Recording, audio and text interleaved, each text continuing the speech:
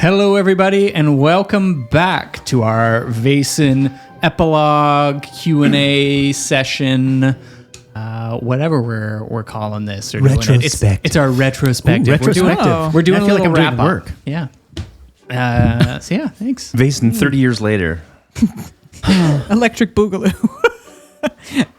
I was, and I know I've already mentioned this, and some of you might not have seen it, but I was on the ferry yesterday, unfortunately with a sleeping child on me, so I couldn't say anything. But the guy just across the aisle from me was talking to these other two guys, and they were like clearly had never met before, and they were just talking. He goes, "Yeah, oh, I'm a historian. Oh, my thesis. Oh, I did my thesis on Craig Durrock Castle." And he starts talking about this journal from one of the architects he'd been able to read recently about like where bridges had been put and why, and that they had actually buried like one of the butlers under one of these bridges. What? Because it was where he would go. So legitimately, they had buried one of these butlers under this portion of bridge because it was where he used to go to have some quiet time. Oh yeah. And I was like, I was sitting there like, bang a vampire. but it was really loud on the ferry, and I was like, sir, tell me. And then he goes, anyway, and then he moved on, and I was like, God damn it. At the end, he's like, yeah, there's apparently this stupid fucking podcast that's all like a bunch of bullshit about. He's just like getting everything wrong. Yeah. Oh. Is that how did he say the name of the castle? He said Craig Durrock. Oh no, he said Craig Derrick. Craig Derrick. That's how Craig I've Derrick. always Yeah, that's how I've always done it. But Yeah. Tomato, Craig potato. DeWalsh. Craig DeWalsh. Derrick. Eric.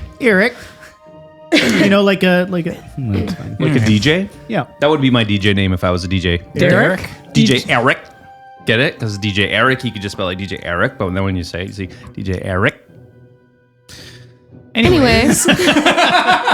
Oh, we're already exchanging DMC. Guys, that's a Gregory Yeah. throwback, and I think it should be banned. A what throwback? I'm sorry. Gregory. Remember Gregory? Oh, yes. The Guy with number the of people at the dirty table beard. who understand that reference dwindles every year. Thank God. Yeah, that's your job, is to do some investigating and figure out who he is. No. Gotta Don't tell her what to do. Wow, that was. That's very Taurus of you. Find them. Oh, here's that bully. Sorry, that was very loud. Sorry, that was so I'll try and control myself. All right, before we move on to all of the questions and whatnot, I do want to open this up in classic Sean GM fashion. After playing a game for 3 hours, I rush through the epilogues because I'm tie-tie. so sweepy. I get sweepy. We could have had a little nap. Yeah. But I would like I like to provide a bit of an opportunity for an epilogue for your characters. I have a offering for a quick final scene for each of you, and to kind of perhaps give a sense of closure as to where I think your characters would go. But ultimately, I kind of want to leave it in your hands, what you think sort of their ultimate fate was. Oh boy, sure. I'm excited to see what you came up with for Dana. So Me too. first we moved to Dana. She's a vampire. And then we moved. And then So after the events at Hatley Castle, Jasper pretty much demanded that everyone take a little time off from the society and to kind of go your own ways and sort of have a moment of reflection. Go your own ways. go your own way. Oh, we're going to get copyright flagged. No, they won't recognize that as the song. I didn't even know what that was. What were we? What is the song? Wow. Whoa. You're the old one. Oof. I actually Ouch. don't know the song. It's Fleetwood Mac. Oh, Right. And I did. So the first pair of characters that I want to pick up with is a duo. They're walking up a dirt path alongside the raging Atnarco River, and having just landed in Bellacula and receiving some directions from the local New Hope Nation that points them upriver.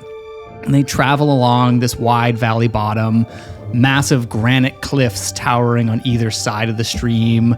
They're kind of leading to other subcatchments. They stop by a homestead in Stewie, and from there a farmhand points them down further up the valley.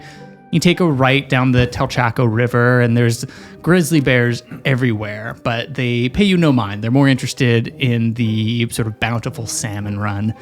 And that's when the two of you get to a long gate in sort of this nice elm forest and a sign that creaks overhead reading the Dickerson Ranch.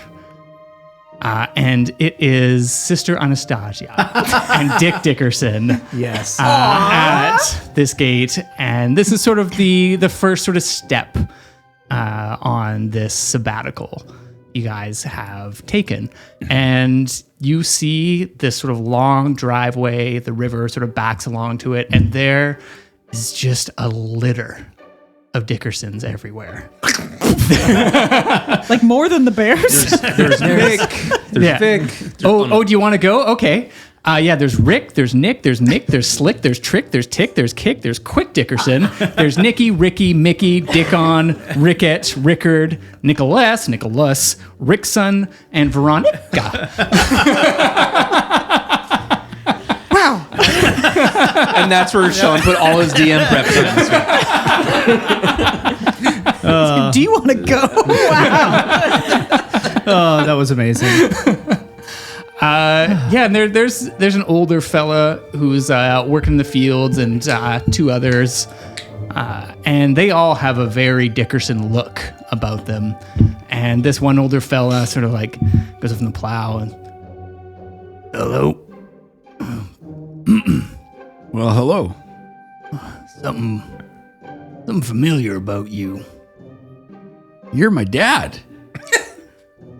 Oh shit. If that ain't, hey, you little Richard, little Dick. Well, I go by Everybody, Slick. I go by Dick, Big Dick now, come on Dad. over here. Dick's back. Oh, Dick's back. Dick's back. Oh, Dick's back. And everybody sort of like floods in. Oh, Dick brought a friend. Oh no. It's a lot of dicks. She doesn't look like a Dickerson. No, what's your name? I'm Sister Anastasia. Oh, it's a pleasure. We got a godly one here. Oh, we haven't had a godly one for a long time. No, I don't think we have. And it's a lot. We thought that you were gone, Dick. Yeah, God, I'm so sorry. We thought you were. You know, there was the fire, and your cradle just fell right into the river and flushed you down. But yeah, I don't know how you survived. That's actually quite biblical. It was incredibly. Well, I washed up along the shore and I was raised by Oh wow! Well, by wolves. It was actually bears. That explains a lot. And you walk into sort of the Dickerson cottage. They offer you up a hearty meal. You see a completely unused book or a boot rack. All of the tables and counters just have like mud on them from boots. So it runs in the family. You know what? I'm not taking my shoes off. Yeah, so much cheese. And it's at this point that I kind of want to turn it over to the two of you. And we'll start off with Dick. Where do you think, does Dick stay with the society, or does he stay here on the Dickerson Ranch? Where do you think he heads from this moment onwards? I think we'd be back and forth between the two. Yeah. Yeah, I think he would like at Kind of the. like be a part-timer sort of at this point? Yeah, I think we'd I think he would like throw up a makeshift boxing ring at the Dickerson Ranch. It's very popular. Yeah, I would imagine it would be. And I'd probably teach his younger siblings how to box and and continue training Sister Anastasia until she starts to kick the shit out of Dick. And And a real kick in the dick. The box. It takes a while to get them to understand that like biting and kicking, like low blows, are like not kosher in regular boxing if the ref is looking. that's right. But yeah, it's a resounding success, and you sort of integrate into this larger family that just welcomes you in open arms. And I want to pivot to the sister from this point. I know that you said you had ideas of where she was going to go, so it's a light dusting of Sister Anastasia's influence. But where do you think the sister goes from this point? onwards Well, in her tenure? This one's actually for Songbird, because I know you wrote in the not the Discord, in the what's it Spotify called? Spotify comments, about yeah. I wonder where her story goes. So I kind of It's Springbird. sorry, Springbird. Yes. Songbird was the name. It was of the thing, yeah. She's really nice. Yes. And she likes our glühwein. Fine. So I wrote this for you about sort of my thoughts on where Anna goes next. All right. So she stays with the society, and in between one of her boat trips up island, she goes to the chapel and sits on the floor by the altar, not kneeling. The silent order required kneeling on the cold stone floors of the convent, and she hated that. And for the first time since taking her first profession vows, as they're called, as a novice nun, she speaks a prayer that is entirely her own words. Are you there, God? It's me, Anna. I know you're there, and you already know I'm tired. Tired of living a borrowed life. You never asked for my shame, but the church accepted it, and the Vaesen exploited it. I've built so many crosses from my life's floorboards, I have nowhere to stand. If I keep walking, let it be with my own feet. I will carry what is mine, but not what is not. If you created Vaesen, then either you are cruel, or I've misunderstood holiness. They are not fallen from grace. They were never invited. Why didn't you invite them? They are so similar to humans.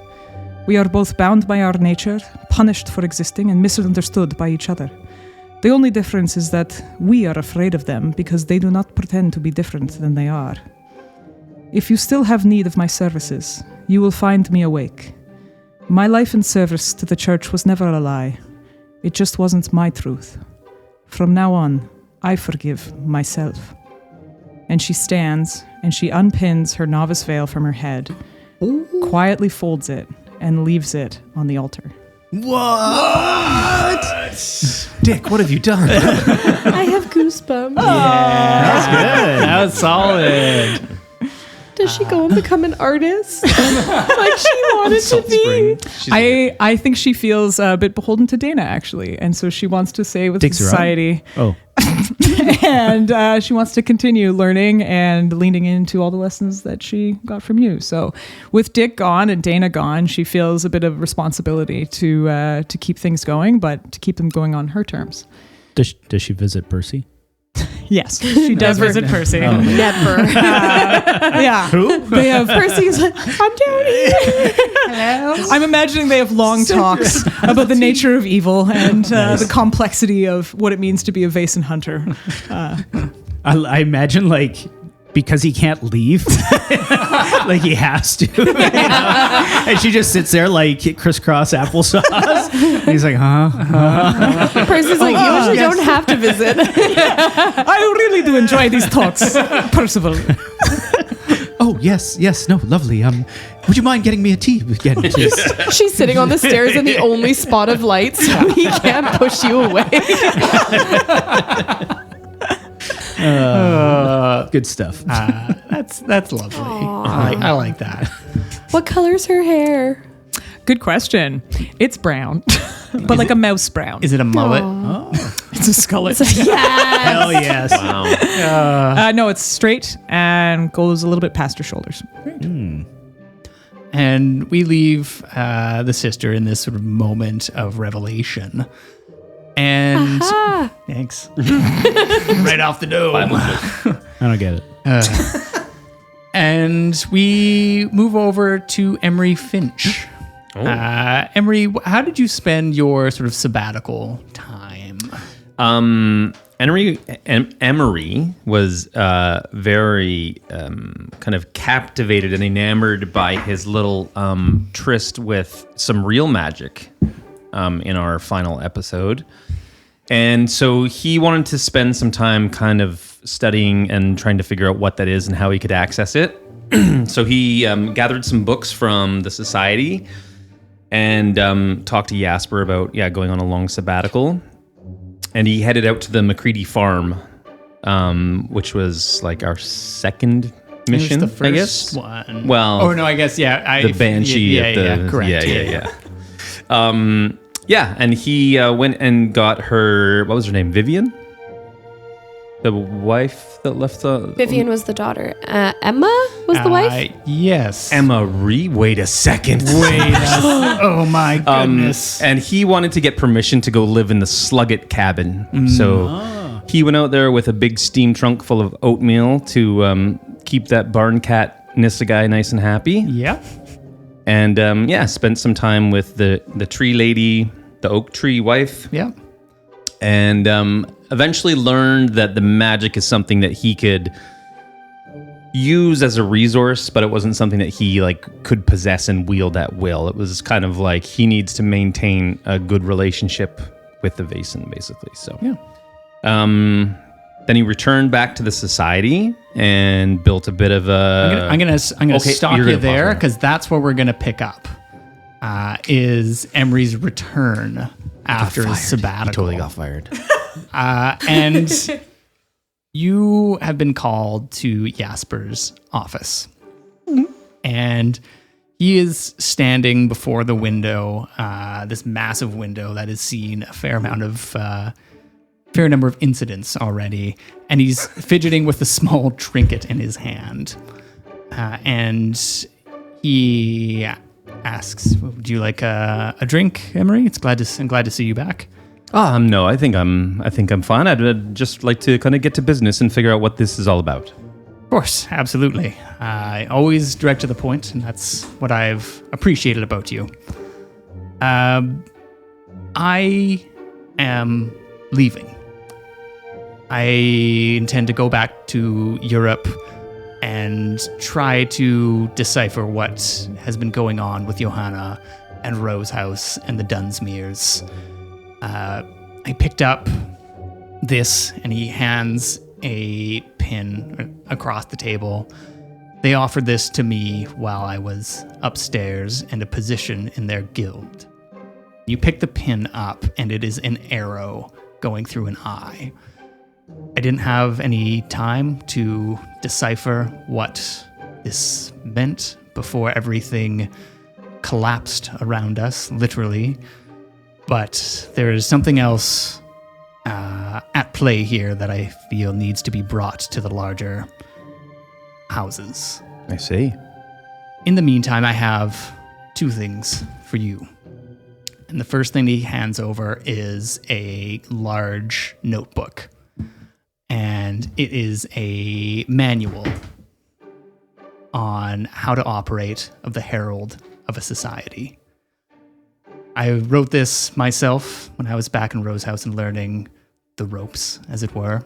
Would this be considered like a standard operating procedures guide? This would be a standard operating procedures guide. Waiting years to put my hands on this. And the other part that goes along with this, and he hands over a key, is the key to this office, Emery. You get an office. I see. Would you like me to pass it off to I need you the new?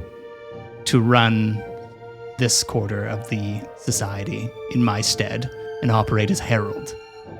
Your reporting has been, bar none, the most accurate that anyone has submitted to us.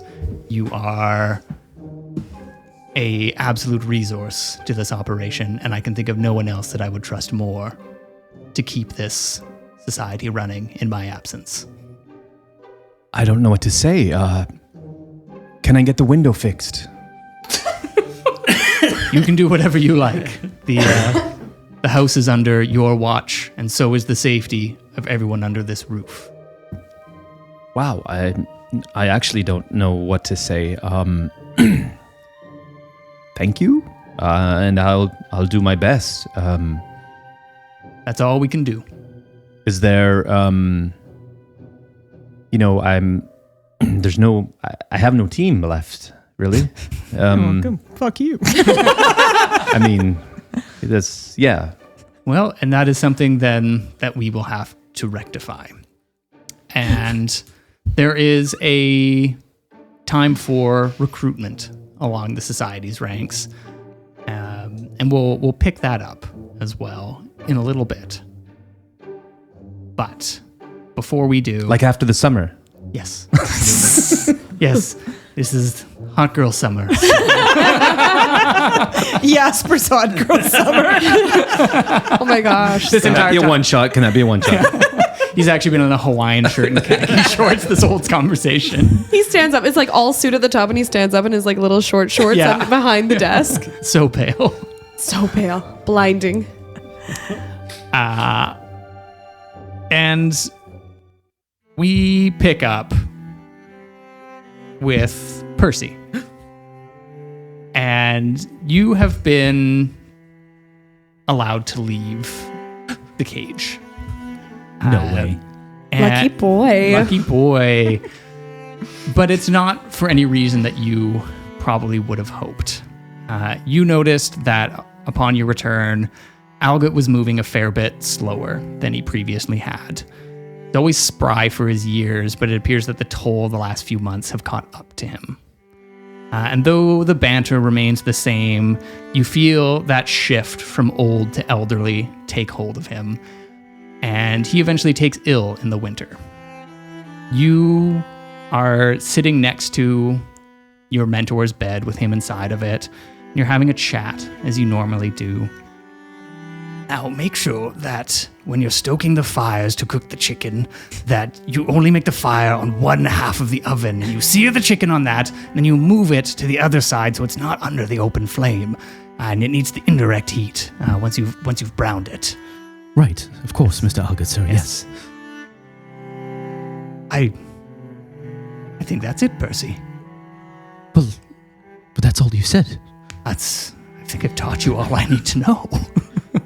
Yes, of course. Are you...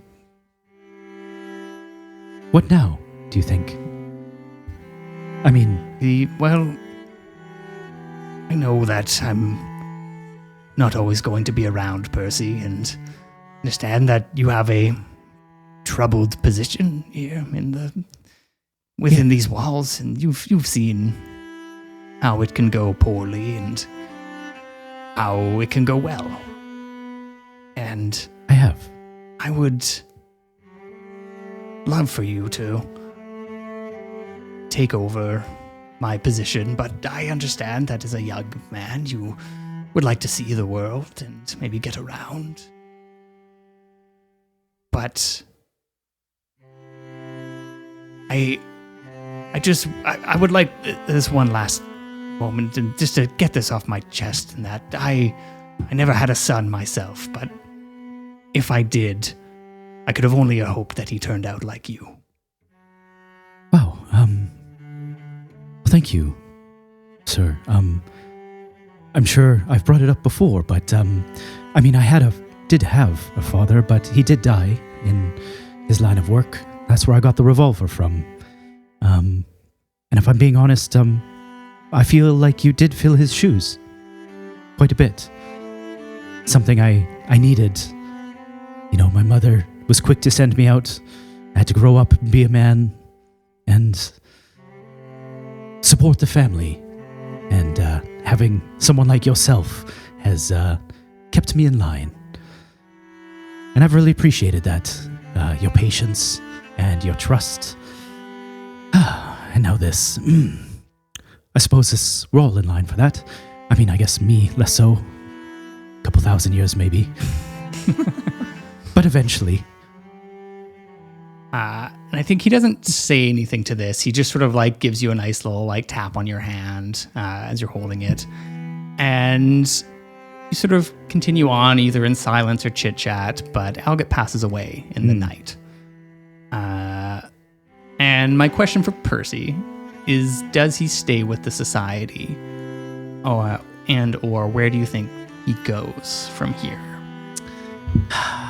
I'm torn because of this scenario, but I will give you what I had been brainstorming. Sure. And it's notably darker than that. Perfect. Don't kill me. He actually ends up seeking out Blythe. And more as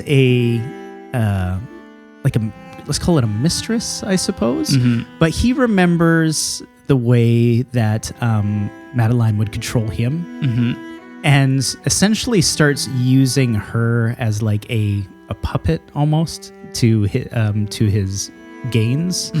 And things become like a little I don't know if it's like what is the word, vampirism, but there's a word for it. Vampirism? No, but like I thought there was a his different. Anyways, and like it starts to sort of like take over his mentality, and eventually becomes known. And like this will sound a bit extreme, so I was trying to play at the word, but it's like it's almost like the Jack the Ripper scenario where things just go like way off the Way rails. out of the hands. Way out of hand. Percy enters his villain era. Yeah, exactly. Hot girl summer's over. Do we have to go on Percy next? But he does live that pseudo life and does stay at the castle and stays as Percy normally, right? So he's like, oh yes, please, alter ego. please, exactly. So like, there's this, and Blythe will come visit, and they'll come sit down and have dinner and have guests over and stuff. Yeah, Such a vampire move. Right? Damn, Percy. I know. So I feel like that, my impression is maybe it takes some time Yeah, for that to erode. yeah, It's not like he just jumps out. He's like, well, later I'll get Blythe. That's why I was like, this was like my Take sorta- some time. Yeah. Just rolls Algot under the bed and rolls Blythe onto it. How do you feel about being a vassal? And I think before Percy's villain era fully takes hold, we do flash forward a few years. Perhaps this is actually in the peak of Percy's deception. But Percy, you're in the drawing room and you're tidying up after the latest batch of investigators who have left out some curios from the gallery. Your sort of once mended suit is now well broken in. And since passing, Algot's position as head butler has fallen to you. And although there's no cure for your unique form of vampirism, you've found, air quote, ways of managing it through Blythe. But from upstairs, Emery steps in, and he's got just the classiest shock of white hair at this point that has begun to grow in on his temples. And a suit that sort of belies the authority that he now holds as the herald of the society. But that white hair is a reminder that Percy has not aged a day between this timeline. And there is a new potential society member that you would like everyone's assistance in interviewing. And Emery, you bring Percy into the library where now just Anastasia sits. It's Anna now. Anna It's easier to sits. say. Dick has come down from Bella Coola as he insists to review all potential society members. Feet up on two separate desks. Yes. And there is a nervous young doctor who is tapping his feet and seated under an oil painting that displays a very happy dog, a ratty-looking vagabond, a meticulous soldier, a wolfish investigator, a smiling nun, a confident performer, dutiful servant, and a loyal doctor. And Anna now closes the door as the muffled voices of the interview begins, and we slowly pan through the main entryway of Craigdarroch Castle. In all its opulence, there are a number of other junior investigators going about their business, and we tilt back to the curio gallery, where one of these newly returned curios sits on the shelf, and it is a weather-worn flask. And we zoom in on that flask, and we cut to its companion piece. Years ago, and a hand is carrying it, battered and beaten from the ruins of a collapsed Hatley castle. A cufflink with an arrow through an eye walks through a door with a familiar handle in this rubble, and the figure utters some words the door opens, and they place the flask down on a shelf with an ornate rose carved into cherry wood. And on the ground next to it, they place a mirror that they've been holding in their other arm.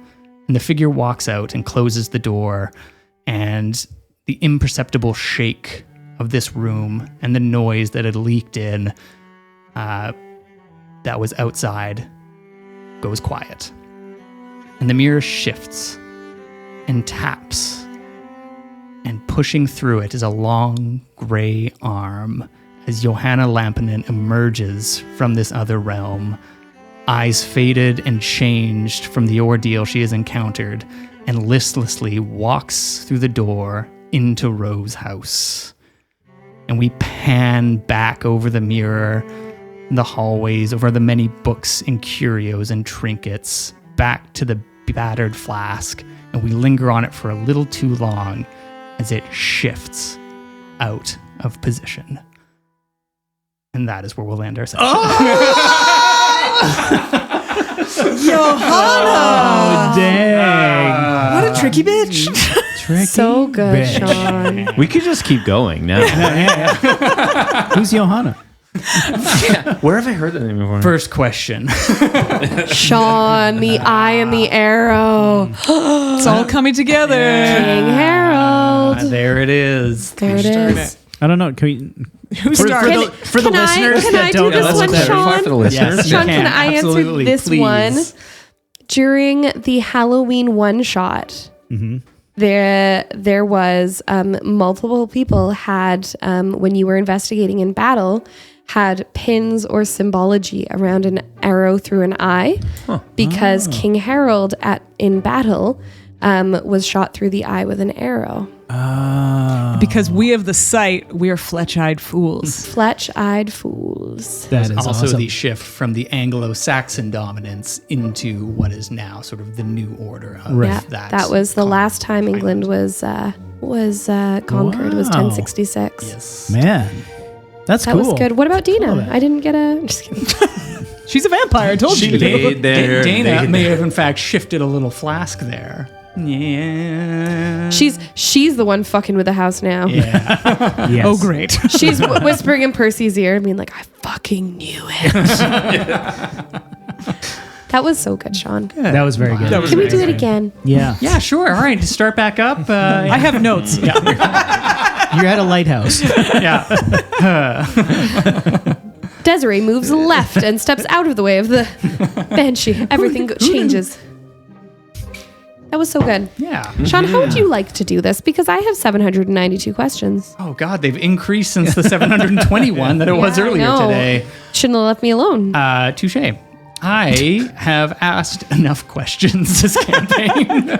Do we want to do the questions now, or do we want to Do the thing. the thing? Let's do the thing. Because Well, what thing? Dwayne's shifting in his seat. Dwayne's prepared a song and a dance. Ready, everybody? That's what this is. This is the dance. I'm gonna sing it out my nose. I'm gonna sing it out my nose. He's taking a shove. That was great. It is just outside on the chair. Cheers. Did you know that there is a Hawaiian flute called Oana'ihu or something like that? Anyway, they play it through their nose instead of blowing on. And the reason for it is that people lie through their mouths. Oh, damn. Can't lie through your nose. lie through your Valentine's nose. present. I got a big red bag, and it's got all sorts of lovely thank yous on it. Yeah, you can't reuse that bag. No re-gifting. Yeah. Aw, this is lovely. Thanks, guys.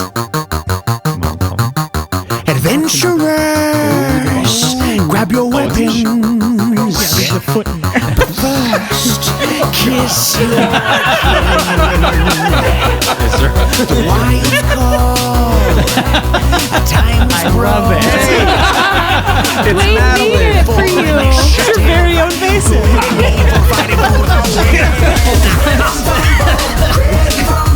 What am I? That is a serious Do you have a dance shop where people can buy gas? We should get a picture. Might have to replace our. Go get the tape.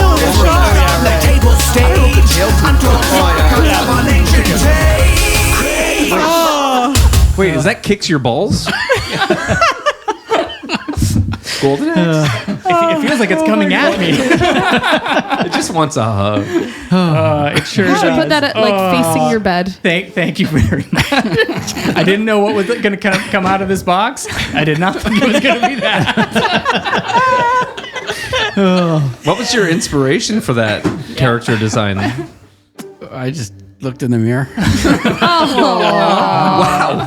Do you want to borrow a razor? I guess let me, Sean, will you hold it up so we can describe it? Yes. It is a white, so it's about a foot tall. It's got these like long clawed hands. Yes. It's humanoid with these like pale green, sort of like wings. It has like long clawed fingers. It has 2 very large breasts. Yes. A rope tied around its waist. pointy. Some spiky green, dark green and light green hair. A very cute nose. You did a very good job on that nose. Yeah, ultimately. Like thick black eyeliner, red eyes, big thick red or black lips with red tongue, a Forked tongue. a forked tongue, a red braided tail. yeah. And like whatever the biggest bush you've ever seen, make it bigger. Double multicolored. that bad. But like, In brown and like, green bush. Yeah, you remember? Well, there'll be a picture on our Instagram maybe or something like that. So Yeah. manscaping is what I'm seeing. Yeah, we might get demonetized if we We'll put put a little smiley emoji over it. Yeah, Wow. Oh boy. That's beautiful. that's lovely. We could 3D print you one of the holder for it if you'd like, so you can have it yes. standing up. I would actually like Dwayne to knit me a holder for it. There you go, straddling. We could hang it above your head. She's caught There we on go. that. Oh man. It barely fit with all that bush, but I think it's the bush that's holding it up. You know we're gonna end up fighting that in a one shot at some point. Yeah. I'm gonna be fighting that in my nightmares. This is coming back as a mini. Oh boy. Can I borrow that for the Lich for my campaign? I thought you were just going to borrow it for home. Just for home. Can I borrow that? Can I borrow that? Well then. Now what? Yeah, now what? I don't know. Somebody. Thanks, Sean. Yeah. I have questions. Thank you. Yeah, Actually, great. I have 2 questions from a listener, Chris. Ooh. Did he catch up? Is he caught Chris up? listens? He's That's not cute. fully caught up, so he can't listen to this. No, we have just passed. We've just gotten through, like, almost done Sister and Sisters. Okay. Yeah, we don't go on a lot of long drives. He should probably start listening by himself, to be honest. But Chris asks, Sean, did you set up any secrets or behind the scene plans for players, or the players didn't fully uncover? So much. Yeah, of course. Chris says, tell me about them. All of them. I think there was a lot to do in that last episode that was happening in the gallery, like upstairs. Had you gone through the main doors and tried to mingle in, there was an entire auction going on with guild members. So the people that have the arrows and the eye, that symbology, they are operating as a guild. Ah, cool. And so, yeah, Johanna had this whole monologue, but then bullets started flying way earlier than I thought. That was really funny because you were like, "Are you sure you don't want to go upstairs?" And it was like, no, it's like, all right, here we fucking go, I guess. But upstairs. But party. You caught me monologuing. You're like, but well, the basement door opens to the top floor, weirdly enough. Crazy. Yeah. Okay, well, we're there anyway. Wild. But yeah, so there was a whole Is that auction. where the other troll or gnome that Percy was 100% sure was still There was there? absolutely all sorts of callbacks going on in that auction house of like rich people buying off Vaesen sort of items to help fund the whole operation and takeover of the guild. So you were going to get a offer to join. And so there was going to be the pins and all that there. But things went sideways quick, and He you shot got her in the face. yeah, you got enough information to know you wouldn't have taken that, and things went the way they did, and I couldn't have asked for anything more than a vampire werewolf fight. It was absolutely one of those moments where I'm like, this doesn't make sense in the lore at all, but we're going for it. That was probably like the biggest one, was the tying up the guild, sort of. And this is the engineering Fletch-eyed. guild, right? Like, So it was like a, had you gone through and rifled through some of Dunsmuir's stuff, you would have found that it was like a subsidiary of Dunsmuir Coal, and all of the people that you had taken assignments from throughout the mystery were all like board members of this. So there was like the lawyers, I think it was Harcourt from the Seance episode. They were going to be on it. The guy who took over Sluggett's thing, McCready was also going to be on it, but he was going to be crossed off because he abandoned his post. So that's why, he was their connection to the police. And so I dropped all of the police stuff very early on because you got him to leave town. And so that took it a different direction. But yeah, it was pretty much my ultimate objective was that the rich and capitalists were the bad guys. And that was my Love it. thrust. Oh, and art mirrors reality. Yes. I did think it was very funny when you first said, oh, well, Dunsmuir is like sponsoring the society. And all that. I was like, wasn't he a bad guy? Yeah, what's and you this? just skipped right over that. Yeah. And, now I know why. Yeah. I think that was sort of the main thrust of that. Yeah. It was the biggest one. Chris also asks, what did you have planned / lined up that had to be scrapped or completely redone due to a player's choice? And then he wrote in brackets because he typed this up, and why was that player Chelsea? Which is very rude of him. I think like you did a really good job of like communicating your schemes. Had you gone through with your killing of Jasper, Oh, yeah. that would have been like a oh fuck sort of moment. And I'm not sure how that probably would have expedited the offer for Elifie to join the guild, because I'm like, well, cut through a bitch, all right, just the kind of person we need. But this question definitely dovetails into one that Aaron asked on the Discord, which was, how much did you plan Percy leaving the society? Yeah. And the answer to that was Gavin brought it up on the break, and I had reformatted the entire campaign by the end of that episode.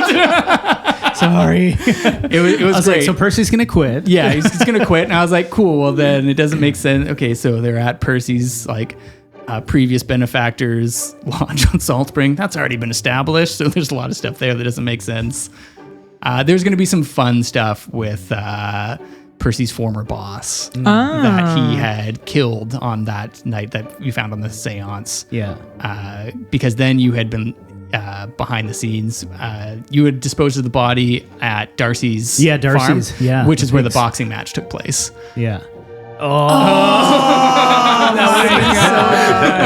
What was it? I should know this. His backstory. Gerald? Gerald Montgomery. I Gerald believe. Montgomery. Yeah. It was so crazy too, because like I sit right across from Gavin, so Yeah. I watched on your face. I could tell that you wanted to leave, and then Yeah. you didn't say anything. And so at the break, I was like, "Oh, Gavin, that's crazy. I thought you were going to leave," and you were like, "Ha ha ha ha." Yeah. I'm like, oh yeah, no, I love it here. Yeah. Percy's totally fine. But And there was me being like, oh, thank goodness.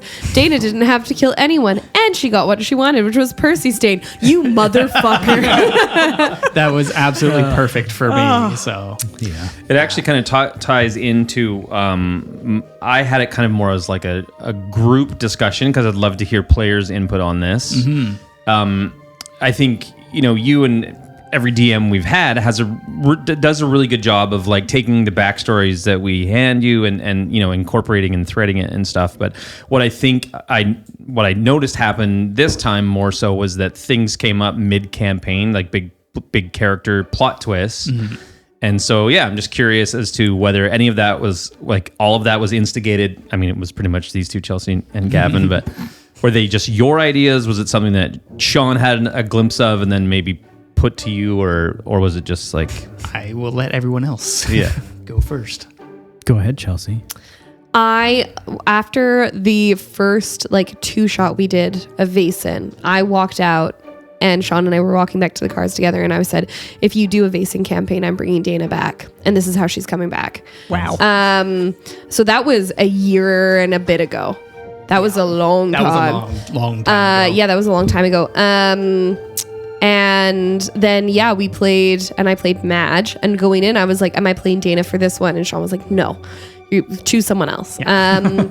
But yeah, like there was a lot of her backstory stuff that I had already chatted with Sean about too. But there was one thing that came up that she said to Butcha that he didn't believe in the end of this campaign, which was I knew that the body I delivered to you was a Vaesen. And she had had the sight since she was a little girl. But she had lied to Butcha, and she had said that they had it to like our trauma. Yeah. And the reality was that she had been delivering bodies to Butcha for a while, and that's like just because that's how it sort of worked back then for her, right? And she was very lonely, very lonely lady. And she was like, well, maybe if there's someone else like me, we can bond over this. And she didn't mean for it to go as bad as it did, which is where all that guilt came from, which is why she kept things going as long as she did, was because she saw the body twitch and she was like, well, then we'll both be able to have the sight and we can bond and be friends. And oh shit, he's about to die. Oh God, he's a monster. Oh God, he's a bad guy. But I did this to him. Nice. But then, she had years away and years apart and no therapy, but other healthier people in her life. But she wasn't a great person. I think the curiosity is mostly around like what comes up, or how did it come up kind of mid-campaign? Because I think I have a tendency to like create my character, and then once we're in, it's like, okay, the DM's got this now, we'll just follow along, instead of being more active in like the character's arc and twists and turns. And Sean and I messaged most weeks. Yeah, there was usually like, and it's all like, I think everybody has different sort of visions and like typically, directions they want to take their characters. I think the way that I set up, I try to do it the same way that I do a lot of my prep, where all I'm trying to do is create sparks and like situations and catalysts, and then try not to think of like what happens next. Right. It is just the like, all right, well, you have given me this information. Improv nuggets. Yeah, and here is like the perfect example is actually Dick Dickerson, Dwayne, and his joking song rendition of "Living on a Prayer," which That is was just in our chat, though, right? that was just in our chat. It was literally, it was pretty much supposed to be a bit, but I mined it for all of the information I could. Well, there's his character arc. That's where vagina came from. Oh,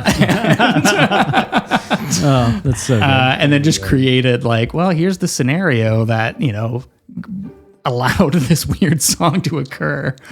And then I was like, well, good jilted husband. And at that point, I had put out Julius Flay and Sully and like the gang members. I was like, well, here's a really fun way to like backcast this in. Yeah. Yeah. As far as Percy me, Gavin, goes. Who am I? Yeah. You played so many characters this campaign. Yeah, Sean put up with a lot. And I did, like, when we started, we kind of went back and forth a little bit on, like, oh, I might play Butcher. Does that make sense? Okay, I'll make a new character and stuff. And we sort of just left it at that.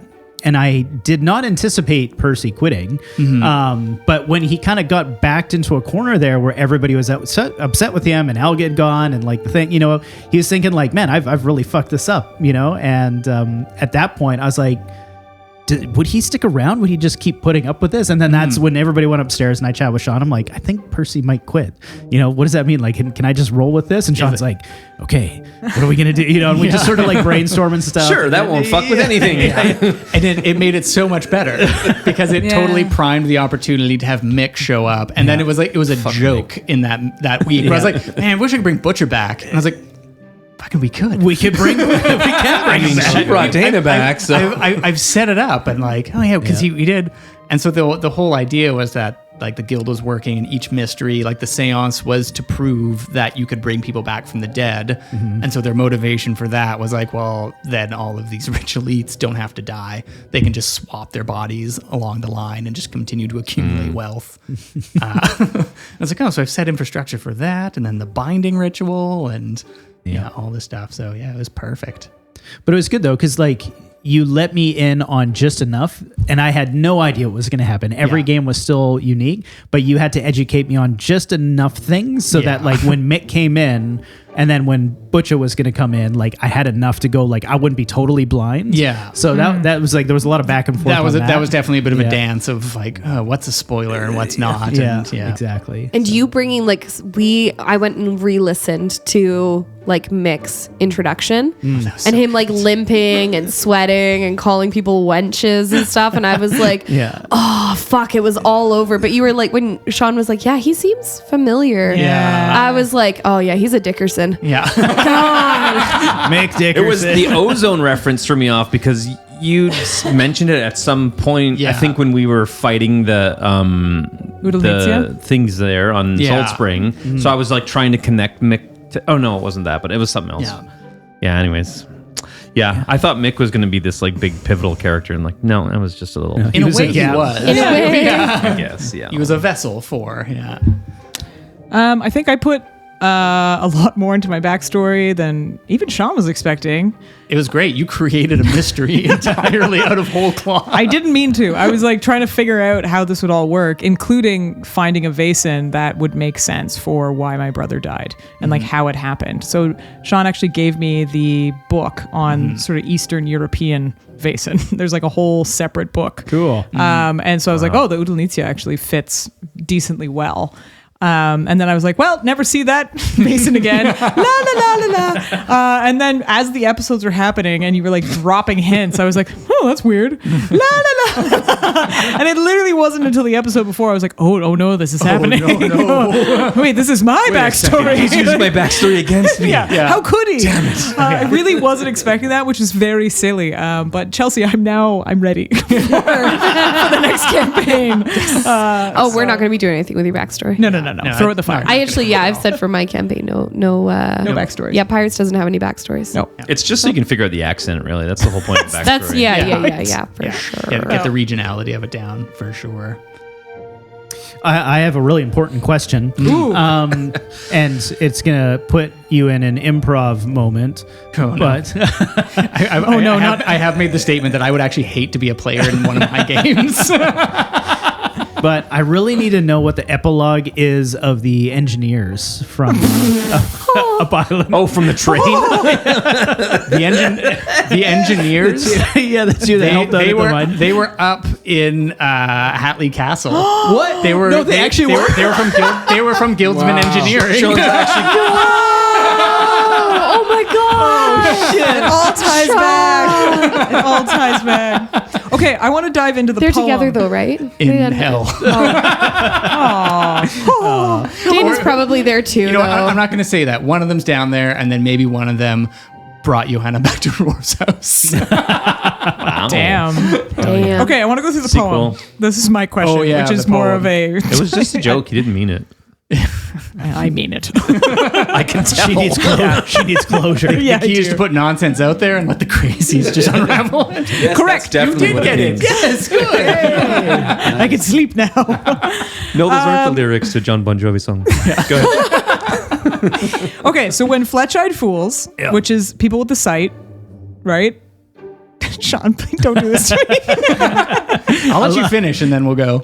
Yeah. All right. When Fletch-Eyed Fools will set the board, one move from gold, one breath from ruin. So I was like, Fletch-Eyed, that means arrow-eyed. So it was like sharp-eyed. So I was thinking people with the sight. So like people in the society. It's from the symbol. What he said, Fletch-eyed fools. Fletch, arrow, eyed. It's when the guild members set the board. But why would they call themselves fools? That's They didn't call them- Tom did. called them fools. They're Okay. idiots, Okay. yeah. Okay. So Unless nailing they it so run far. Tom. Yeah. Wait a sec. I mean, one move from gold, one breath from ruin is, that's is what it is there. Yeah. Knight dulled his blade on the devil. So this was Macready, who was Yep. Sir Macready. Yes. Dull in his blade. Yep. So I dot. feel like that's sharp. Queen took her leaf. So that was the oak tree wife. Yep. Who So Was going to take the child, her yes. leaf. Yes. Yes. Okay. Yeah. And so that was sort of the fundamental. He was going to go. Yes. Yes. Correct. And then the bishop buries his flock in a grave built on greed was the father in Nanaimo, Yes. who had that sermon underground. Yep. The rook stands silent in your house, bloodstained and guilty. Was that Madeline? It was Percy. Percy. Purple. So, Okay, interesting. Okay, so what I was, I did an English degree, so this is very triggering for me. So a rook in chess is like castle or protection or authority, yes. and then it was like is guilty of murder and or injury. I believe a rook is also somebody who is treacherous if take it outside of chess. Right. So castling is a And move also- in chess where the rook works with the king to set them up for a more successful position. And so I was thinking. Sean's just shaking his I don't play chess. I don't know. It was just a good analogy. So like to Gavin rook, does, and he is very excited. to rook someone is to trick them essentially. Yes. Isn't that when you pull their underwear up? Also, he Will that swapped work? places because he swapped places with Madeline. Okay. Okay, But right. that Okay. just is unrelated and story wise. Just No, how totally. line It was up. all intentional. I was gonna say, was it though? Was it though? But then they were bloodstained and guilty, so that is true. Very much at the end. And then the gilded pawn crawls along the board, crowned as king in stolen might. Gilded was spelt Guilded, not Yes. gilded as in gold. So this is Yes. back to the engineering guild. Yes, this is Dunsmuir. Dunsmuir. who was sort of trying to manipulate the situation, but was a pawn to Johanna. I sent that 2 weeks ago, except I said Madeline instead of Percy. That's right. Yeah. I was very excited. Cool. So we figured it out. I Yeah. can sleep now. Nailed it. Yeah, you did get it. One thing I've learned in just this moment is I need to be very careful of my grammar and items that I give to Spooner. She'll be like, well, it was gilded though, and not the Technically. normal spelling. No, the spelling that means is completely fucking different. The key is that when Spooner messages you, going, so was Gilded spelled correctly? Was it Guil or Gil? And you just answer yes. Yes. And then she just stops asking you questions. Well, I didn't think I could ask that. Maybe I was worried you were gonna like block me. You or get cut me question off. tokens. Yeah, exactly. It's not a bad idea. It's like I don't want to get in trouble. Yeah. Are you kidding? Anytime anybody asks, like Chelsea is the perfect example of like sending me a message like, oh, you want to know more backstory as to what's going on? Yeah. I was like, Johanna, is that Johanna Lebanon? Because I need to know more. Yeah. And then I just like completely like, "Ugh, here are all the things. I just need somebody to talk to about this. Good to know. Yeah. Terrible at keeping secrets. I have more questions. Chelsea, you go next. No, Dwayne should ask his question. Yeah, Dwayne. Yes, ask your I agree. question. Oh yes, Dwayne, what is your question? Yep. Well, unfortunately, like I Did a dog eat your homework? What system were we playing? no, it wasn't that. I just like I realized that this is the now game related questions we were asking Sean. What question did you bring? What question did you bring? Do you want the first question? Well, I'm holding on. Oh, he's getting his phone out. If you were a pizza, How many Hawaiian. would you have? Depends if he's using Tom's voice or not. How tall Yeah. are you in 2-inch heels? 6'3". Noted. Not quite 6'5". what about boobs? boobs? 6'3.5". Noise. That was your first. Do you want to ask another one now, or are you saving the next one for later? I didn't know that we were. You said focused on you it. said I heard you said first one that was yeah. and last. None of your business. It's gonna get worse as we go. What's your next question, Chelsea? Well, that was the riddle from the seance. Check. Oh, you have a check mark. I have a check bar so I can go through. What Our did longest prep? episode. Shut up. What did prep look like for your mysteries as far as researching the myths beyond the Vaesen stats and stuff? So, like an example being like the Mari that we got the ritual for the tattooing based on. Like, were you just winging things and making things up, or were you legitimately researching? I definitely, for a lot of like the details, like this is a system that takes place in a time of wicked oppression and colonialism. So I made a very concerted effort purposely to sort of steer clear of anything involving First Nations, just knowing that I could not do it any justice and was very cognizant of sort of any sort of cultural appropriation.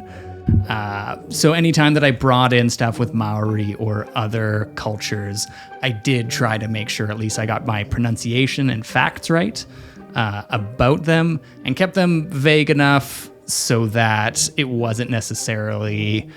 I had a pretty good chance of not misstepping too much. But also trying to make the world feel a little more lived in and a little less just like Eurocentric at times. And so I started doing that definitely in the latter end of it, especially a lot of like this system has a lot of like you find a thing in a book and it's a Latin ritual or it's a Christian iconography. And I wanted to be able to, like, I had so many different rooms for all of the different society houses that were different parts of the world. Just because I wanted to make it feel like a truly global organization.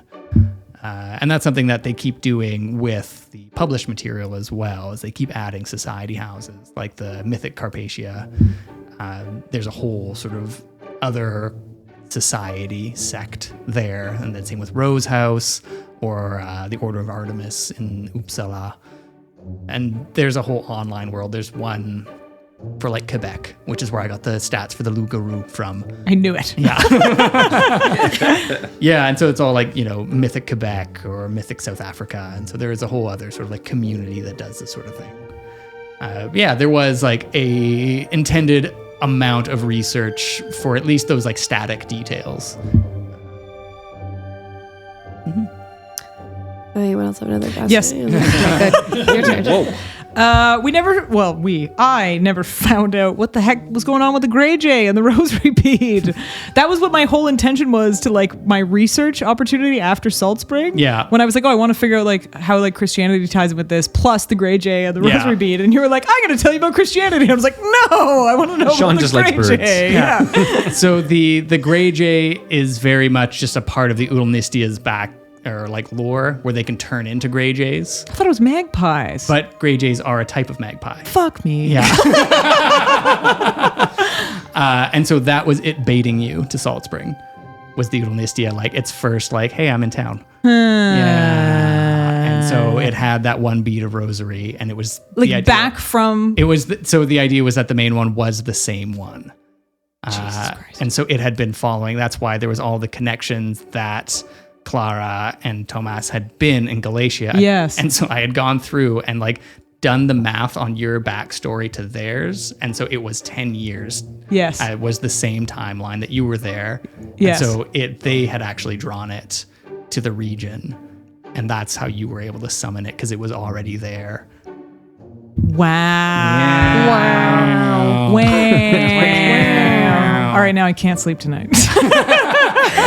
I'll be outside throwing beads at your window. Again. I'm going to call the cops. I've got you're some not. magpie calls on here if you want to like play those off too. Yeah. Perfect. Lovely. I have another question. Do it.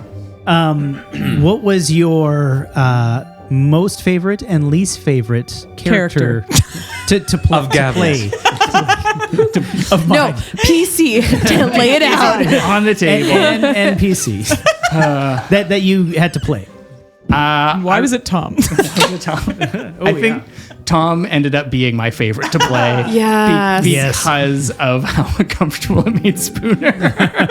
And how fun, like, trying to be Tom Waits is. You're just like, I can just kind of like speak out my ass. So that works really well. When you're trying to get a clear answer out of him, it's just a lot of like, skibbity-bop-bo.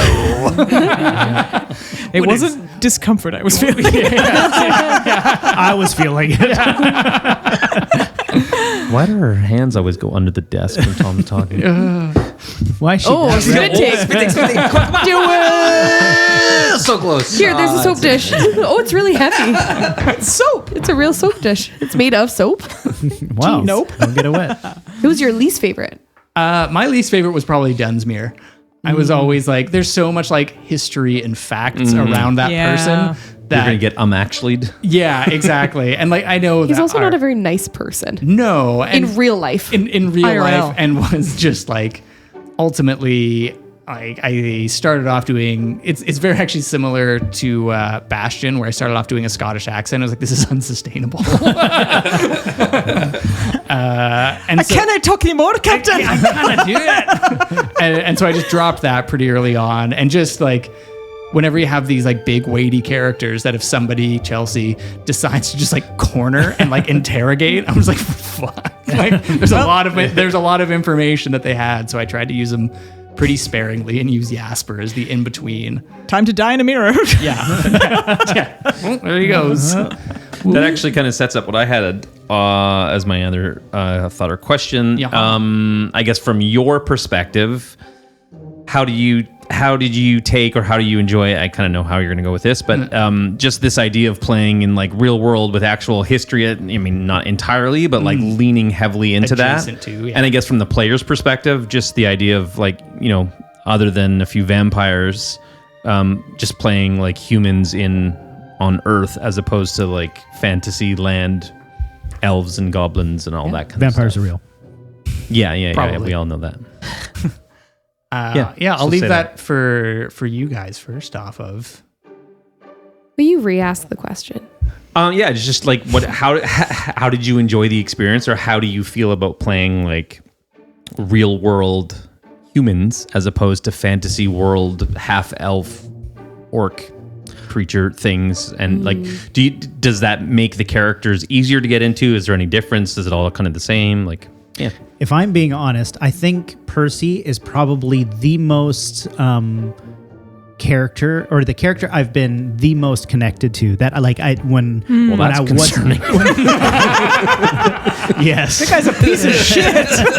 You do realize what you said for your epilogue, right? I mean, up to this point. But I just mean I felt like I could picture him more and just imagine being him more, and I don't know why that is, honestly, and it might just be because he was we're regular people in the regular world, and it just felt a little more authentic. So it at points I felt like I was starting to think like Percy, and it was kind of fucked up. You gotta go see Dwayne. It's fucked up. So Clinically speaking. That's my professional opinion. So I would say I definitely enjoyed it, and don't get me wrong, I love high fantasy and stuff. That's obviously why I got into D&D in the first place. But it was an interesting twist, and maybe it's after all of this stuff where we've I've played a Captain Cat and a wizards, gnome and stuff, and playing just a butler in a castle on the island was just sort of so real. Yeah. I think for me, I don't tend to struggle to fall into a character.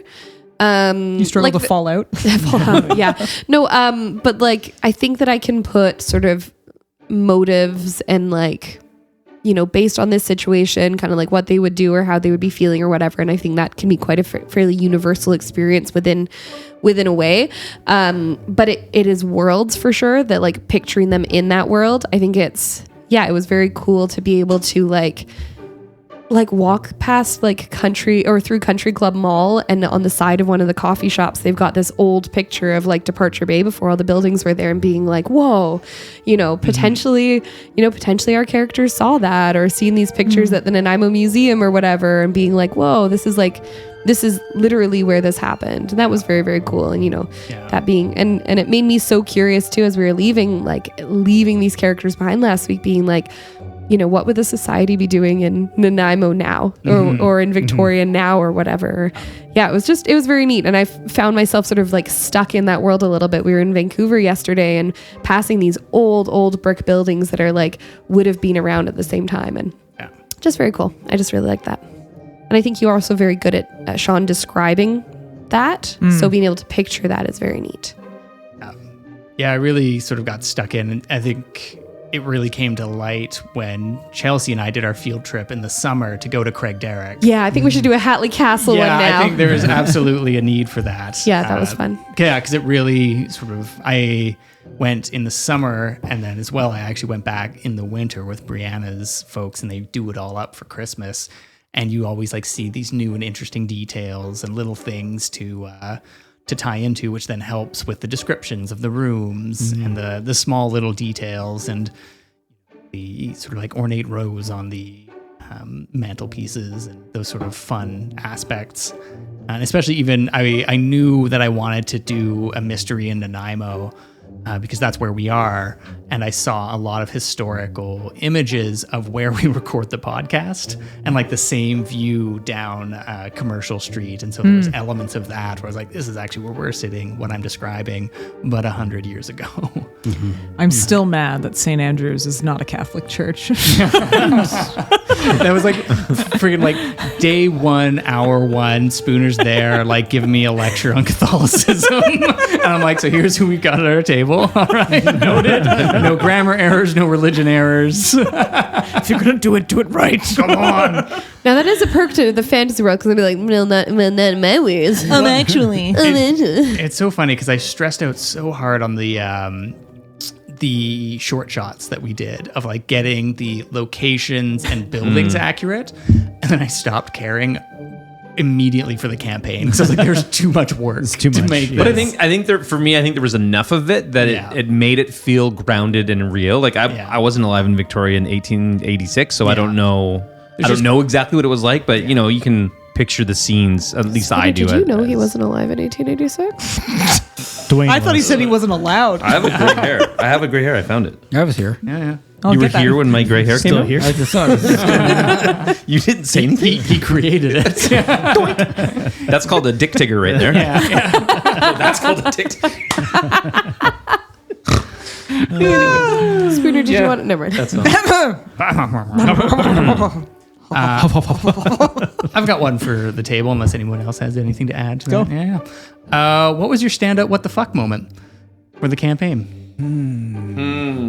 There were several. I've already spoken to it, but like I think when you quit and I knew it and I yelled on the mic. Yeah, you got so mad. Sorry to everyone's ears, but I knew it. Yours was an audible. I think what I was most upset by was just how well you played it off at the break. I was like, I can't trust anything. Gavin's a deceiver. IRL. He really is. He really did relate to Percy. That was my biggest what the fuck. Nice. And also, again, the Udalnisia. Yeah. I didn't think you'd do that to me. Oh, I would. Yeah. And it's just because everyone was my focus for the seance that I had so much time to think about yours. Oh, no. Mine would have to be Dick putting on the werewolf coat. Yes. I sat there, I was like, all right. Oh, Wolf Dick, yes. I was definitely not on my bingo card, and it was one of those moments of like, that's not how that works. But it it's is fun. now. Rule of cool. Yeah, absolutely. That was such a good line too, where you're like, "I'm gonna need a good coach or something," and they like threw the whistle. Oh. It was so well set up. What was that the there's- other one that you had? You had a zinger. When I said that Emery looked around for the biggest, strongest weapon in the room or something like that. me. So good. Yeah. I think for me, it was, okay, to rewind a bit. I'm not the best at picking up on clues and stuff. Like if you listen to the Pirates campaign. The Iron Quill Sisters? Yeah, anyways. So fast forward. It's Valkyr! And when Don't worry, Gavin, I'm here now. What? You're worse. Sitting It in was- the Dakota ring. Me and Percy. Did it matter to Percy? Anyways, for me, realizing that what was her original name? Elifie. Was Dana. Yeah. You know, and like all the hints and the naming and stuff, and I was like, "What?" She came back, and I didn't even get to know, and she was like right there in front of Percy. I was pissed. Oh, man. I love that. That's actually true. It's probably when she died in that first episode. Yeah, that was a big what the fuck. Yeah. I wasn't That was planning. I made her That. so nice too. I was like, she's gonna be Thal Light. Yeah. Yeah. Yeah. Yeah, you were playing, like, we finished the break on that one. I was like, I don't want her to die. I know. Sean and I said that. I was like, it was back and actually John's really crying. nice playing someone really nice, Yeah. and I might need to remember that going forward. Yeah. Yeah. My one, I had two, and they weren't like smack you in the face, what the fuck moments. One of them was this, because I knew Butcher was going to show up at the seance, not because Sean told me, but because based too on perfect. Dana's backstory, it would have been too perfect for him not to be the one to come in and reveal that it's Dana at the table. But during that same seance, fucking Dwayne over here talking to Vic in the fire. Oh yeah. Oh! And I was like, I was wasn't sitting ready there for that. like I wasn't ready for that. It was something about the quiet conversation Oh, it was and just like beautiful. the I love you and the that was like one of those ones. And then the other one was instead of this like big reveal that Butcher was there, this like creeping dread. Yeah. It felt like Jaws, where you see the fin coming and you're like, no, don't do this. And realizing the tattoos are there, and realizing he's sweating, and realizing he's got a fop of hair, and being like, oh shit. I've been here the whole time. Yeah, exactly. And then This Dana awful pours a moment. gallon of poison down his throat and kills him, and then he leaves and gets up and walks exactly. away. Then he gets up and walks away. What about you, Tash? So good. I think it was that original one when and Elifie, Yeah. Desiree. Desiree. Oh, yeah, Dr. yeah, Desiree Olivia Omed. Doomed. Dr. Doomed. Yeah, you weren't at the table, but I wrote it out and I held it up. Yeah. Actually, I got to say, a Yeah. second one was I didn't think Dick and the sister would get that close. That was an unexpected, happy the sister. surprise. Yeah. It was nice. It worked out. I thought the sister was going to be an outsider the whole campaign. Yeah. So to find like a fellow kind of companion and like, yeah, we did some cool stuff together. It was nice. Yeah, it was cool. It was Dick would have taken the sister on as like kind of like a replacement for his daughter, or and kind of swept you under his wing, and that's how he wanted to kind of like Yeah, get that sort There's of a little bit of closure. healing for him that would have gone there, like for yeah. Oh, I thought they were banging. No, Tash. What? Well, Dana died. Ruining a bat. No, Dana and Dick were a passing thing. I was so Ships in the so night. there for that though. That What? was like the Dana Dick thing. God. Waiting for the pipe ting. I think if Dana had survived, she would have retired. I think Yeah. she would have gone off and floated Close along that in a chapter. in a boat with her deer. If this with her boat's a deer. rockin'. Oh, Oh, I know the other big moment for me was finding out that I had a demon inside of me. oh yeah. And then that I was going to have to keep it forever. Well, I didn't have to, but that was the most logical choice was to keep it forever. That was fun. That was fun. That was fun. wild. Yeah. Yeah. And we got more Tom, which was real nice. Yeah, I was I very feel- excited when that was the.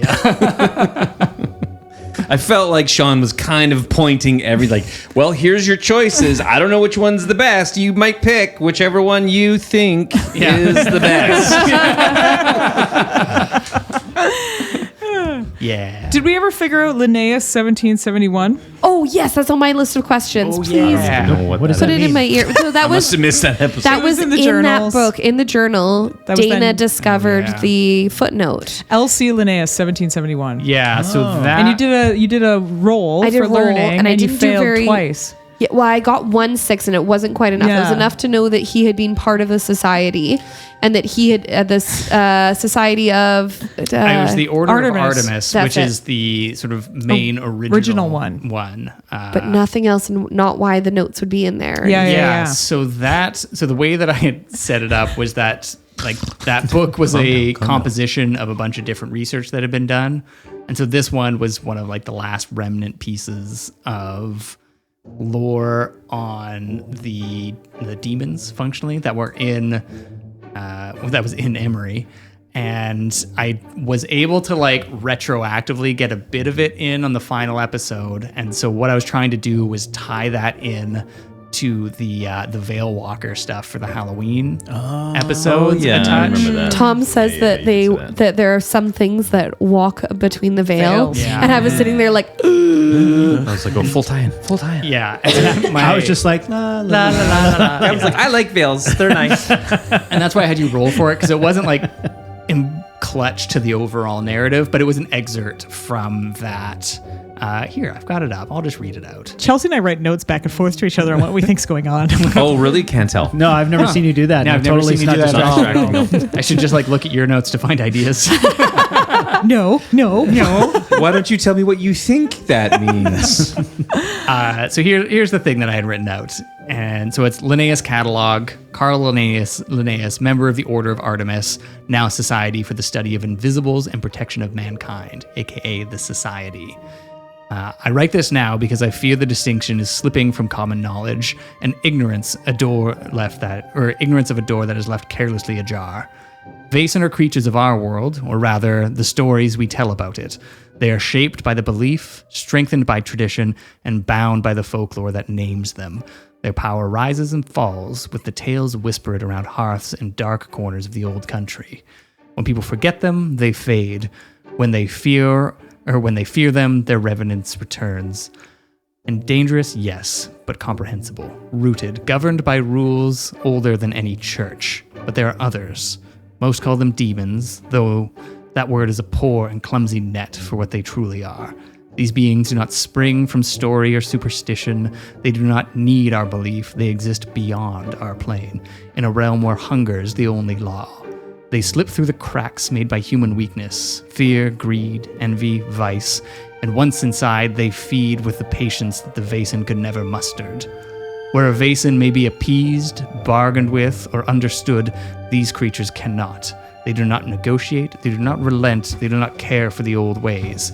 If Vaesen are a reflection by us, shaped by our myths, then these others are shadows cast by our failings, and shadows once lengthened are difficult to shorten again. So yeah, that was the like Hell lore yeah. drop, and was supposed to inspire a little more distrust of Tom. With I that distrusted rendering. him. I distrusted him so much. Do I get a gold star? Yeah, and my idea behind that was Tom was sort of Nobody like, listen to him. I'll keep his mouth busy. Wow. whoa. Yeah, and the idea was Tom was sort of like a runt of the litter in a way. So he was so like, Yeah, he get me can't out of here read." and don't open that door again. Someone Yeah, got Emery wouldn't have read that whole thing. He would have got 3 sentences in or 1 sentence in and been like, no, that's not a spell. Next page. Yes. Bored. Tom can't read. Aw, Tom. Yeah. That's that. Oh, Chelsea's next. Oh, Chelsea's got Checked. more. Okay, I have 2 questions. I'm just going to ask them back to back really quickly. Okay. What was a favorite Easter egg if you haven't talked about it yet? And what, if anything else, is something that you were dying to share? All the guild stuff was definitely the stuff that I was dying to share. And I think, to be honest, like it does tie back into what we were just saying. The like Veil Walker element of it was something that I was super excited to integrate in and just sort of prolong that ongoing weird narrative that is multi-campaign. Yeah. And kind of makes that almost required listening. Yeah. But like all of the Easter eggs and to be able to tie in elements from both of the one shots and to bring back Butcha and to bring back Dana and Elifie and even have like the little winks and nods to like Chim And dog. and Dog. Yes, the amount of integration for where that with that first session, which was my first time playing Camp or Vaesen, and even from the outset being able to. Yeah, do that. It was great. I like to think, can I create an epilogue for an NPC? Absolutely. I like to think that during his ferry rides back and forth, Chiru meets Clara. And Perfect. They fall in love. Done. Easy. Are we ever going to see Vaesen again? That was my question. That was my question. My last question was going to be to that. Do we Yeah. ever get to play like a third campaign? So there is absolutely like at least like a couple of one shots. I don't think I would do it with the same characters that we played. I kind of like how they all wrapped up Yeah. with their narratives. But there are a few ones. I definitely like texted Chelsea You earlier. called me and I thought yeah, I someone had did. died because Yeah. Sean has never called me ever without a first message. Yeah. Shower thought. I was legitimately on the phone with Chris on my commute and I Yeah. said, I have to go. Sean's calling me. It was I hope it's not Dwayne. Not again. Tash or Gavin are dead. That's fine, but like, He's the old one. He's the oldest one. He's like the healthiest one out of all of us. I know. I don't know why I said it, but I was like, oh, I hope nothing. I said, Sean's calling me. I hope nothing's wrong with Dwayne. wait, it might be one of his hips. And then Sean was like, I had an idea for Vaesen. And you're the person I knew would be most excited. We're like, oh, that's great. How's Dwayne? I don't know. I haven't heard from him for a few days. Oh, God, someone call him. Oh, no, Dwayne. Ain't he dead? That snowballed. So, anyways. Yeah. So short answer, yes. Yeah. I enjoyed it. I think it would be cool, and you've kind of set up for this, and I guess to a certain degree have done it. But the idea of like revisiting this society at 50 years, 70 years, And I think that is 110 sort years of later or like, something, right? Like, I don't know if we said it on mic, but the whole like nexus of this was actually a Monsters of the Week campaign, Right. Or a couple of one shots I ran, and Gavin actually took place in one of them. It was I think even before I joined up with Crit and Fumble, and it took place in the 1920s. And so that's a really fun like time frame where like there's just enough electricity and just enough stuff that you have. Jazz cabbage. Yes. now look here, see? Yeah. Yeah. So yeah, a lot of fun opportunity for. Did you for run that. you ran a Monster of the Week for us too, unrecorded. I That did. was and there was, No, it was there recorded. You just deleted another it. lady there too. Because I had someone who lounged. She lounged over everything. Oh yeah, and that was one of I think Brittany's friends that showed up. for that yeah, one. I can't remember her name. Yes, that was right. Yeah. Oh, Cora, thanks. Yeah. That Yeah, was yeah. fun. That was fun. That I was a never good met one. her. I wasn't there. Yeah. It was good. It was Yeah. fun. Because I good wasn't time. there. Good times. Yeah. I see. Yeah. Cool. All right. Does anybody have anything else, or is that where I know Chelsea seems to like be right on the mic? How many more do you have? No, that's it. That was genuinely it. I'll call you later, Sean. Yeah, that was good. I do have office hours. Oh, I ignore those. Yeah, I know. Well, I think this is a good time to take our break and do a little bit of a pivot as we talk about what's next. Does a pivot mean a P? Yes. Okay. No. Yeah. No. We get to go pee. Oh, but the Pivot. And we're back. Yay! I'm so excited Wait, to say that. Fantastic. I forgot about the fantastic. I'm going to get that tattooed. This is going to be my crit and fumble tattoo. It's just going to say fantastic. And I'm going to go on my inner thigh. Fantastic. Fantastic. wow. Hey, everybody. 5 years have passed since the crew of the Scurvy Lady toppled a king and shattered a centuries-old ritual of sacrifice created by a cult called the Ravening, an act that fed the power of an ancient sea lich known only as the Maw. The seas quieted, the storms calmed, and for a time, the Endless Isles knew peace. But peace rarely lasts on these waters. Now the tide churns once more. Entire ports are swallowed overnight, and tempests stalk the horizon like beasts unchained. Sailors whisper that the ocean itself has turned against them, and that the Maw, ignored, forgotten, and hungry, has awakened beneath the waves. The crew of the Scurvy Lady, once heroes of the Endless Isles, are called together again. Yet this time, the enemy is older than kingdoms, older even than death itself. To destroy the Maw, they must sail beyond the reach of mortal charts, into the ruins of the age of Apotheos, when the veil was thinner between the mortals and gods, and a single terrible act gave the Maw its power. Will the crew of the Scurvy Lady face the tide once more, or be lost to it forever? Pirates of the Lost Fleet returns, part 2. I'm so I just figured out the whole thing. Perfect. Good. Okay, ready? Good. The Maw. Morale. Son of a bitch. They Damn it. saw our messages, Chelsea. Yep. Rewrite. Mara's about to quit. Too smart. You, Eldrick, you enter his room and Whoa. find the hat Oh, I thought, and a suit laid out on the bed, but he's gone. he's with that vampire whore. But yeah, okay, so Pirates is returning and with a new crew member, though Spooner, you're going to be very mysterious when we're talking about characters today because I would love to leave a little bit of mystery if you don't mind. Oh, and I'm just very mysterious as a person generally. So mysterious. That tracks. We're not even allowed to use her real name. That's so, right. you know, Yeah, I that's mean, true. I actually barely know your real name. That's It's been just what's Spooner good. forever. Yeah, I thought is it was. actually. Yeah. It's very much on purpose. We're going to do a little overview of homebrew rules, and then I'm going to pass the mics back over to you guys for character check-ins. But quick review of our homebrew rules. First one, health potions. So you can take a health potion as a bonus action, but if you do so, you have to roll for it, just as usual. Using a full action to feed another character a potion is also a roll, same as usual. But if you take a health potion during an action, you get the maximum effect of the potion. So you can decide to just be like, my action is this potion, and that's your full turn or your full action. But yeah, you get the maximum. That goes for any health potion. Brutal criticals, bring back the brutal critical. Those are sick.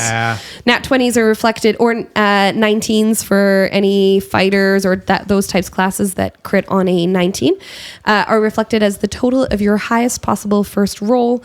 Then you roll again. So this goes for allies and enemies, though. If you are doing a brutal critical, so am I. Oh, yeah. Yeah. Shared initiative. So I'm going to be doing shared initiative. So we move down the initiative count from highest to lowest, as usual.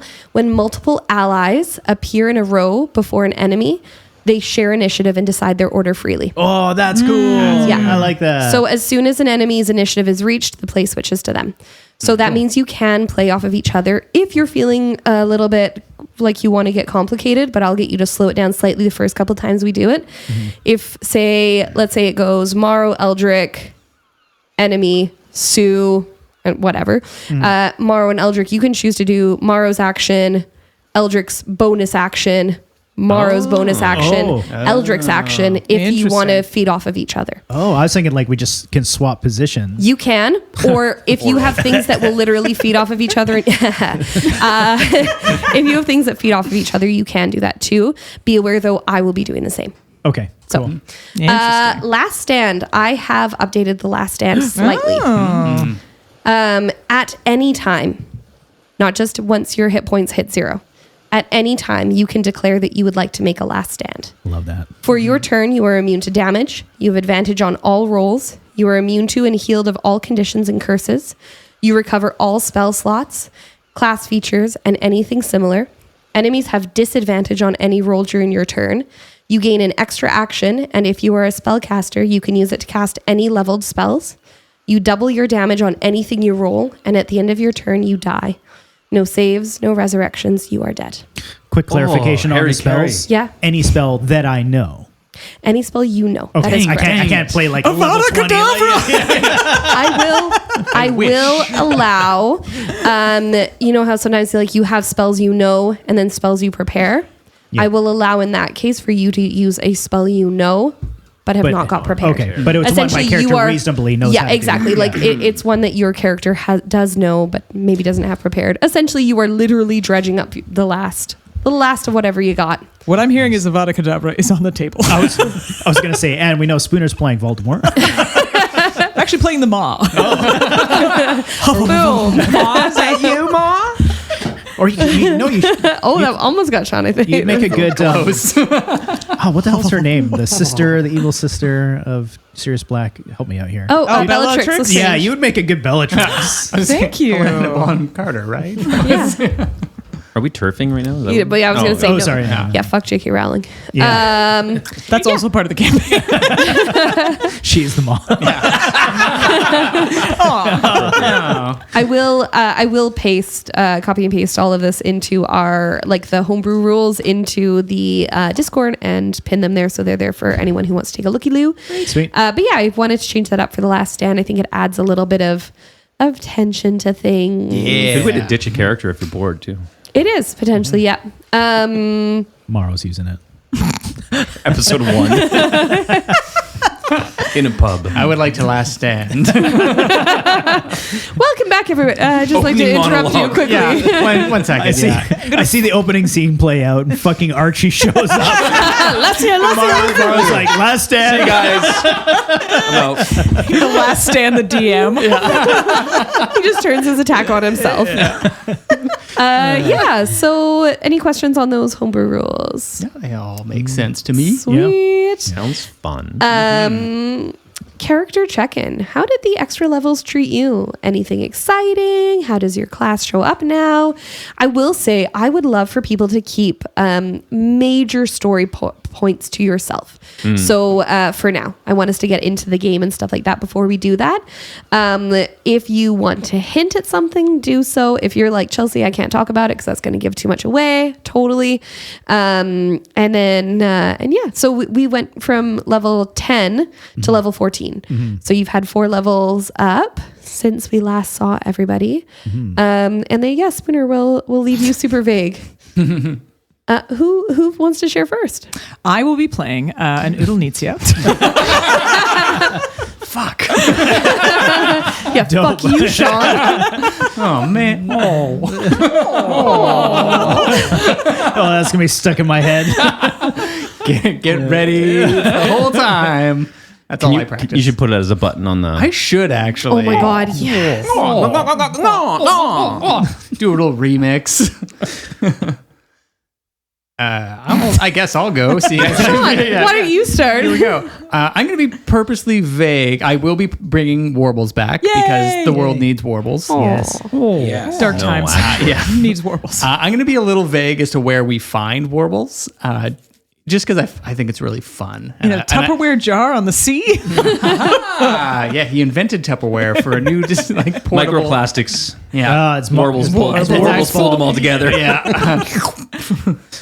As far as leveling up, I realized that I played the entire last campaign with Warble's AC being 3 points lower than it should have been. Oh, wow. Didn't do too bad. Didn't do too bad. So he's like a Jello with that, like, you know when it gets that like rubbery edge? Yeah, he's kind of got that, on that bottom? You kind of chew on it. skin Yeah. on it. Yeah. Yeah. I was picturing like when you're eating octopus. It's like Yeah. Oh, I like octopus though. I don't. Yeah. I don't like not like film Jell-O. overcooked though, like kind of rubbery. Yeah. Don't go to Simon Holt then. Yeah. Boom, roasted. G dang.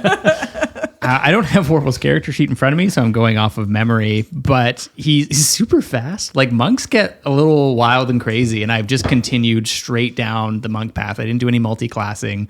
So I think his base speed is 55 feet. Holy shit. He's just like a Jello. I picture him like Flubber, pretty much. Just like, Oh, wow. That's a throwback. yeah, right? Except just, cerulean blue. Other than that, I think his damage went up from a D6 to a D8. He got a weird monk ability where he can speak and comprehend every known language. Oh, wow. And he has proficiency in all skills. What? Yeah. All skills? All like saving throws. Oh. Yeah. So he gets to add his proficiency bonus to all of them. You know that DM moment you have to be like, Uh-oh. is that going to be a problem that you know all languages? It's not. Okay. Yeah. But I did have a moment where I was like, oh, shit. Uh-oh. Wait, does that include Draconic? Do you speak Maw? No. Wait a second. There's only one person that There's can speak only Draconic. one. There was a There gap. could only be a very one. specific gap. I didn't think I needed to learn that one. We got it covered. Aww. Oh, Warbles. It's so crazy seeing you do the voice. It's so nice. Warbles is like when I was playing Desiree for that hot second. Is that moment where you're just like, this is nice. It's so nice to play a nice character. Yeah. Yeah. Anyone else want to do a little sherry share?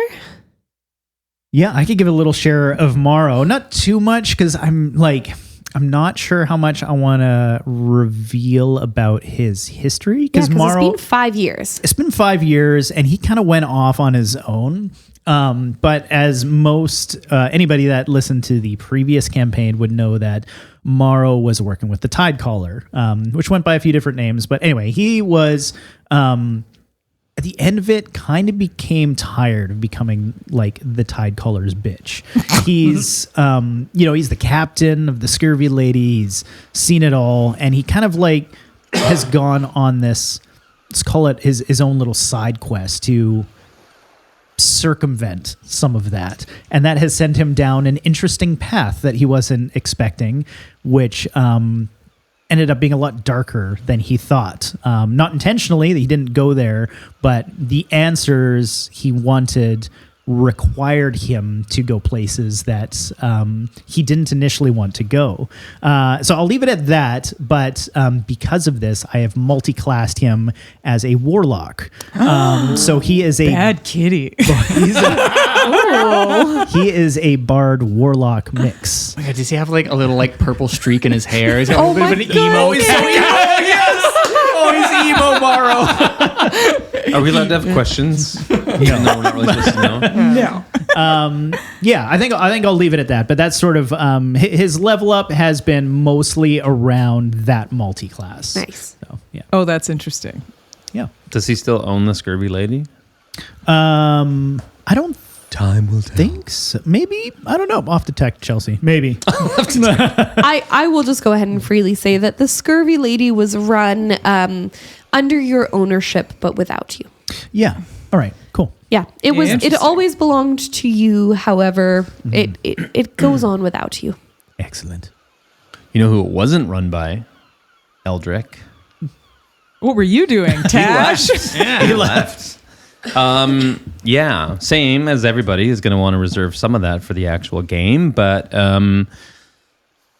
for those who paid attention to his warlockness and what happened there in the last campaign, he kind of chased that thread, we'll say, and is now multi-class. He actually, through discussion with the DM, he actually rolled back his level a little bit and dropped down to level 8 warlock, and is now also level 6 cleric. We rolled it back to the time when we figured out.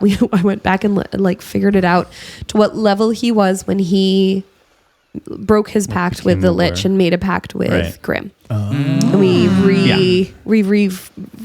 figured what that would look Retuned. like. Yeah. Yeah, essentially. Cool. So yeah, he's been doing that.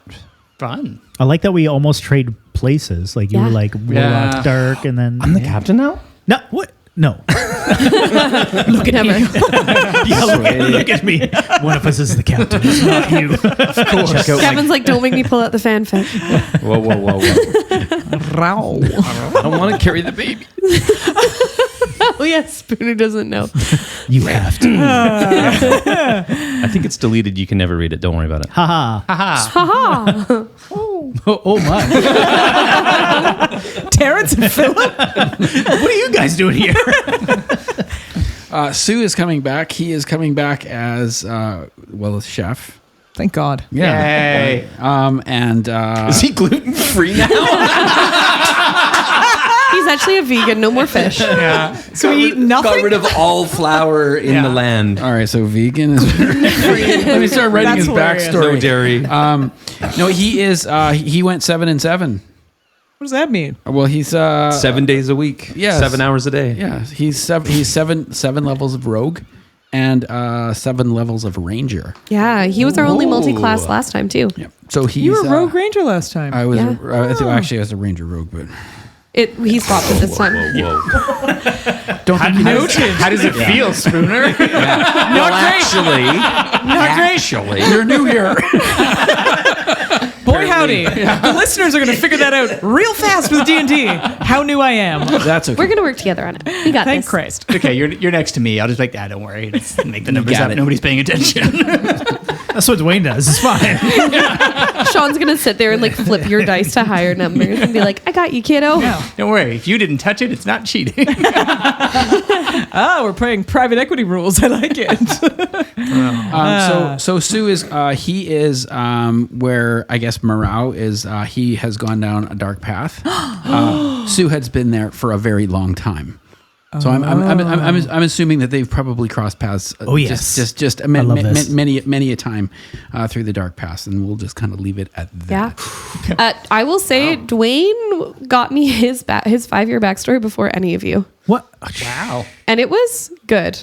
It was solid. Yeah. We're Yeah. gonna have to message each other. I actually think that if it the details of it don't all come out, we might have to if we do like a handover between Gavin and I at the end. Yeah. I think I'm just gonna have to sit there. There's not gonna be epilogues. I'm just gonna read that because it was amazing. Nice. But yeah, Spooner. Yes. Being very vague, what do you feel comfortable sharing about your incoming new crew member? I honestly don't know what to share. You could share. You could share Name? your class. Name? Race? No name. Race. No name. No you name. could share your Or class, species or whatever. and you could share a little bit Oh, about yeah. your build if you'd like. For build. Class. But just know that I'm Tell us paying about your build. incredible Here's attention. the thing. Here's the thing, Spooner. If you are like, I actually want it to be a complete surprise, I'm cool happy too. with it. That's cool too. That's Yeah. also very cool. No, but give me details because I want to start unpacking the clues. No, My hands are incredibly sweaty right now. This isn't going to go well. Don't do Eminem. Don't do Eminem. You already did that last time. Arm spaghetti. I'm going to be playing a fighter. That's class, right? yeah, Not you guys are another. missing your sort of like martial class. Oh yeah, that was Russ's character. As character was a bar- Darvin. He was a And- barbarian, right? Yeah. Oh, Yeah. Darvin. Yeah. So I'm bringing the muscle, Nice. boys. It's okay. We still have the tongueless wonder, right? We still got him. We still got everything. Yeah, Who's we the have tongueless everybody. Chelsea wouldn't have taken Zarek. anybody away from us. Zarek. Zarek. Yeah. We have Zarek. him. We have that I wouldn't have taken anyone that- super important away from you. that super sexy guy that was up in the ropes all the time Sue? that we never met.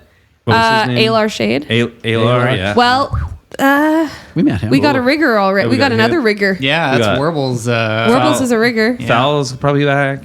Yeah, probably. Archie. Yeah, probably. We're gonna kill him. Yeah, everyone's probably back, right? What else do you want? Nothing bad could happen at all. That's fine. I'm a fighter. Goodbye. Yeah, and I'll mention it again during, because in case people don't listen to this, but yeah, I'll mention it again during. But Darvin has retired with his wife Anna. They currently run an orphanage for children Of orphaned of vampires and manticores. It's not Rojo's orphanage, is it? And there is one boy with very large hands. Oh, that actually made me a little bit sad.